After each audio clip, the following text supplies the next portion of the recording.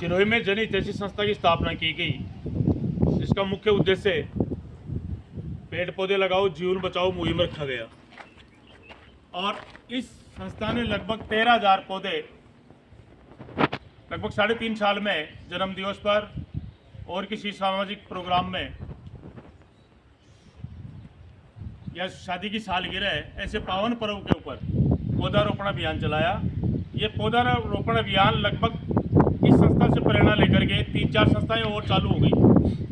साथ ही साथ हनुमानगढ़ और गंगानगर जिले में जो मुझे जानकारी है, उन्होंने भी इस मुहिम से जुड़ करके वहाँ के लोगों को पर्यावरण के प्रति सजग और सार्थकता से जोड़ने का कार्य किया।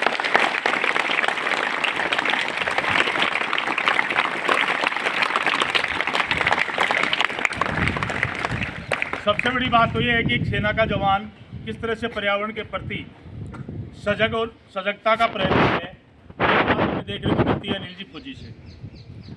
यानी सेना में जैसे छुट्टी आते हैं घर, तो इनका मुख्य उद्देश्य होता है कि हम कैसे भी हमारे पर्यावरण को सुरक्षित बनाएं, पेड़ पौधे लगवाएं, जनता को जागरूक करें। और छोटे छोटे बालकों के सामने जाकर के लगभग 58,000 पौधे लगाने का जो लक्ष्य रखा गया है, पीतमपुरी नर्सरी से पौधे सप्लाई हो रहे हैं।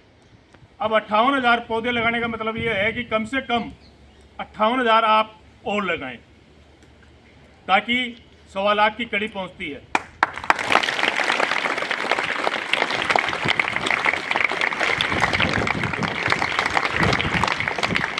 एक बच्चा एक पौधा लगाता है, एक पौधा उसको उपलब्ध करवाया जा रहा है, उसके एक बालक की तरह देखभाल करता है, एक पौधा वो स्वयं लगा देता है, तो हमारा एनवायरनमेंट बिल्कुल शुद्ध होता है। और हमने कोविड काल में देखा है किस तरह से ऑक्सीजन की कमी है, इसको बहुत गहराई से हमने देखा है कि शहर के लोग कहाँ गए, गाँव की ओर, डाणियों की ओर, क्योंकि वहाँ पर उनको शुद्ध हवा तो मिली है। और मेरा तो मानना यही है कि इस तरह की मुहिम चलाने से बहुत कुछ हद तक पर्यावरण में शुद्धता आएगी। पिछले साल स्वतंत्रता दिवस पर जन हितैषी संस्था को सम्मानित किया गया। इस बार जिला स्तर पर पर्यावरण संरक्षण के लिए संस्था को सम्मानित किया गया।